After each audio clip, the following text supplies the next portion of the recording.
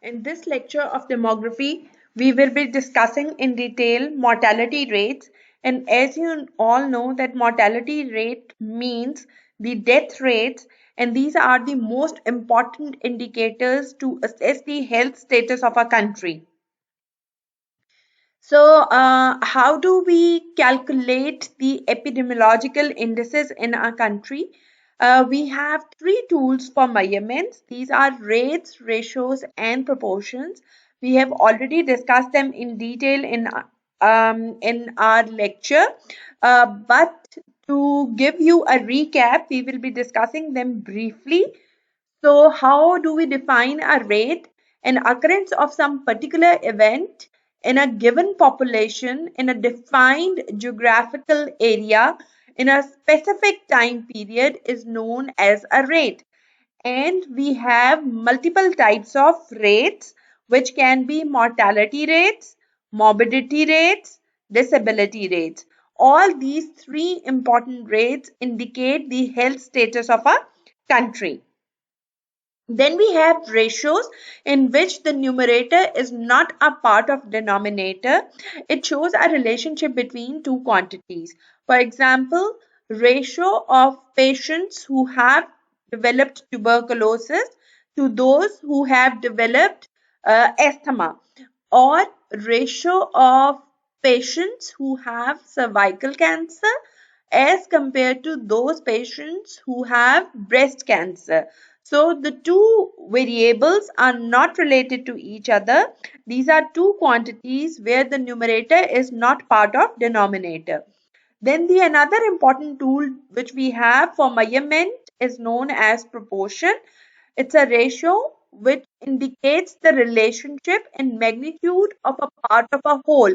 It means the numerator is part of the denominator. It is always expressed in percentage. For example, if we want to know that what is the proportionate mortality rate of children under 5 years of age, then the numerator will be the deaths in children under 5 years of age, and denominator will be all the deaths occurring in that specific area, in that specific population, in that specific time period. So out of the whole population, we want to know about a specific proportion of a component. For example, if we want to assess that what is the total number of deaths which occur tuberculosis, so the proportionate mortality rate because of tuberculosis will be total number of deaths due to tuberculosis divided by all the deaths in that community, in that specific area, in that specific time period. It is always expressed in percentage. Going back towards the rates in which we measure the occurrence of a specific event, there are three types of rates. We have discussed them already. Number one is the crude rates. Crude rates are the actual numbers which have occurred in a population. For example, the crude death rate gives us the actual number of deaths which have occurred in that specific population in a specific defined geographical area.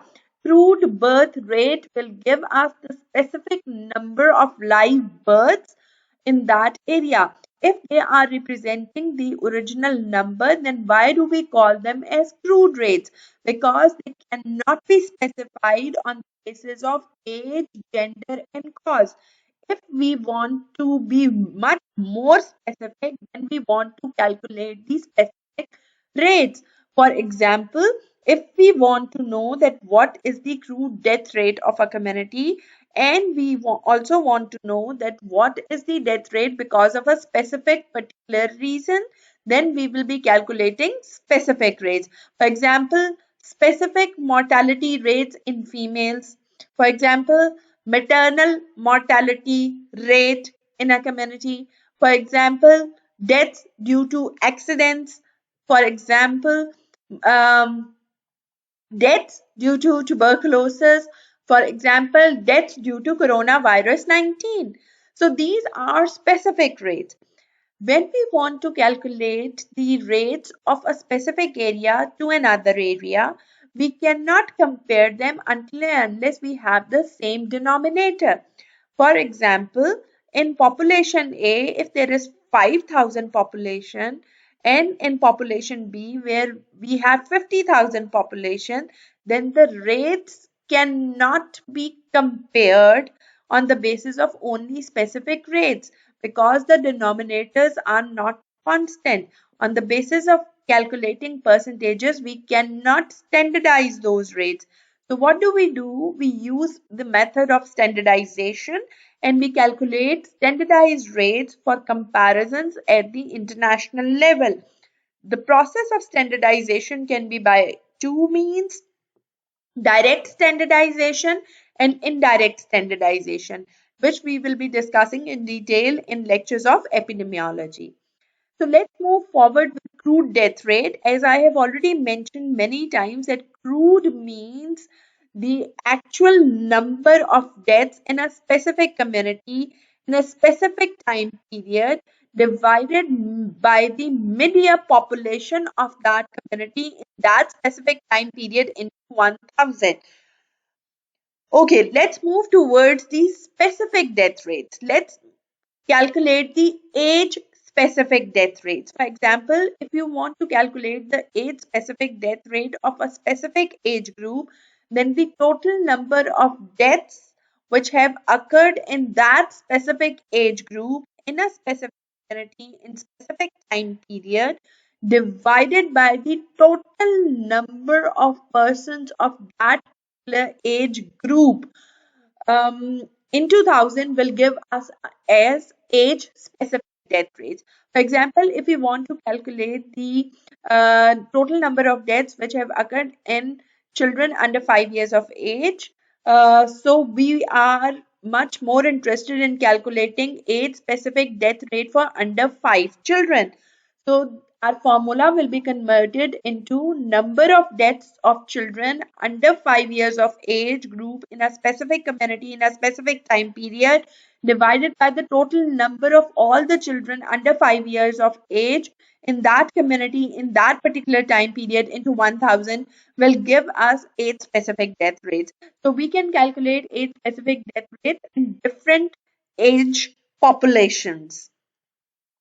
Okay, calculate the age specific death rate for 5 to 9 years old cohort in this numerical, which says that in 1997 to 99 in a neighborhood in Darussalam, Tanzania, there was there were an average of 29 deaths for males between 5 to 9 years of age group and 39 for females between 5 to 9 years of age group.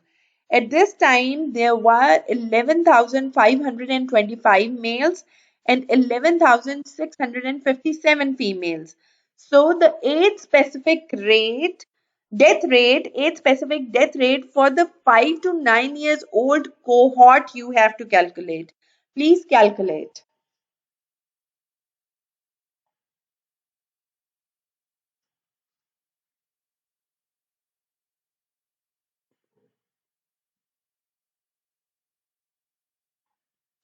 Okay, moving forward, for example, if we are interested in calculating the infant mortality rate, which is the children under 1 year of age group, it's an age specific mortality rate.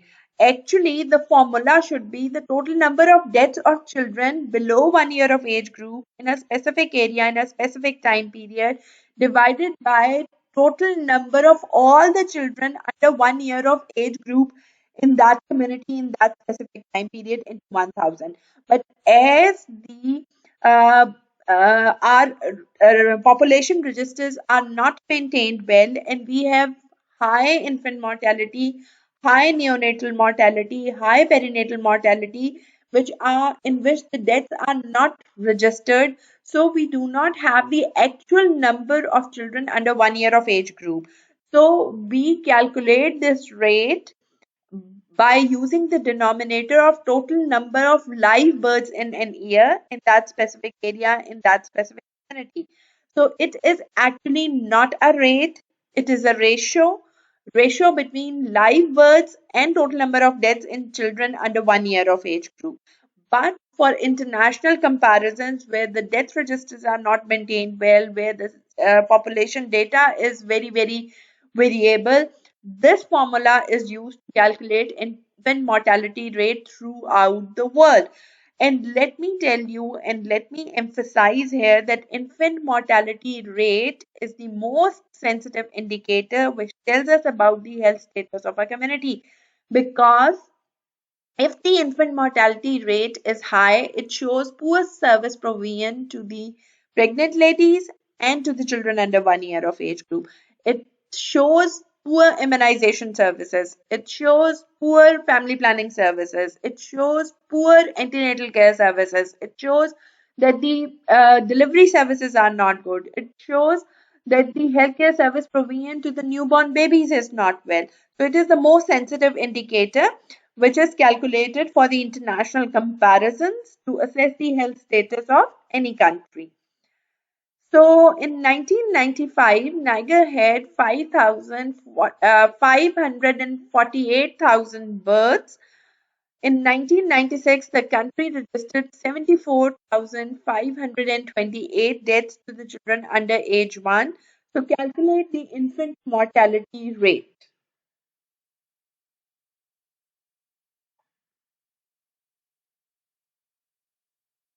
and interpret it.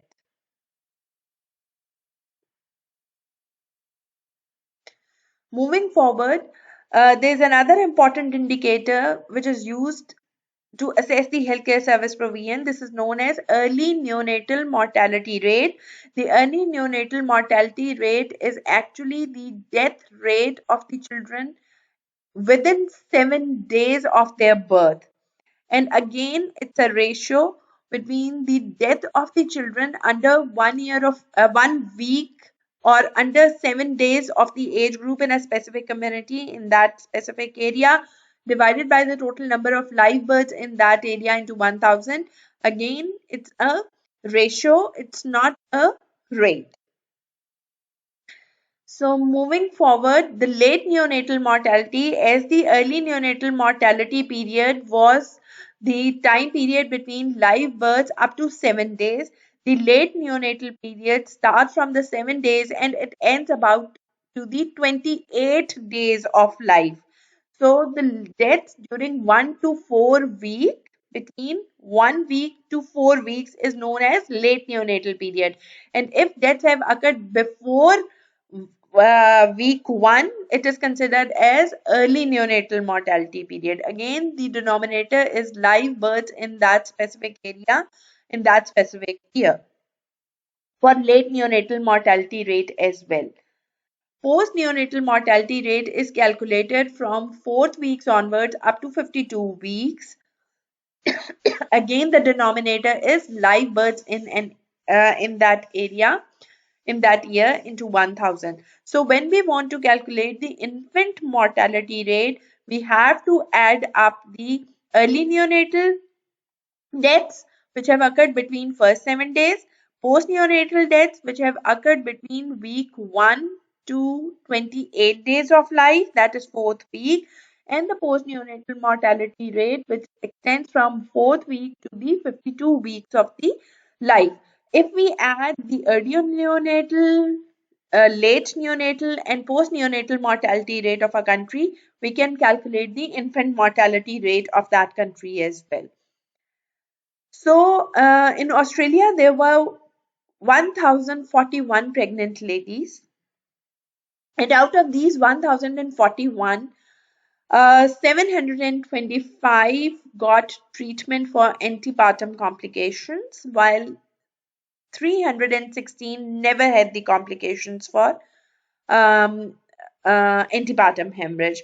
Those who had the complications, they were delivered and they were given treatment. 151 were delivered at home, 128 were delivered at primary healthcare center, 310 were delivered at hospital, and 136 never reported where they got delivered. Number of deaths of children in first 7 days in home-based deliveries was 24. So calculate the early neonatal mortality rate.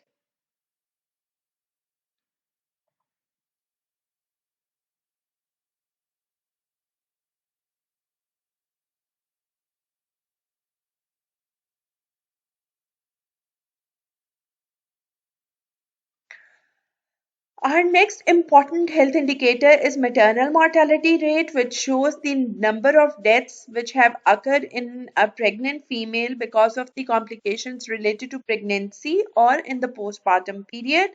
And this postpartum period extends up to 42 days of the delivery, divided by the total number of live births in that area, in that specific community. Again, you can see that it's not a rate, it's a ratio between the live births and the death of the women.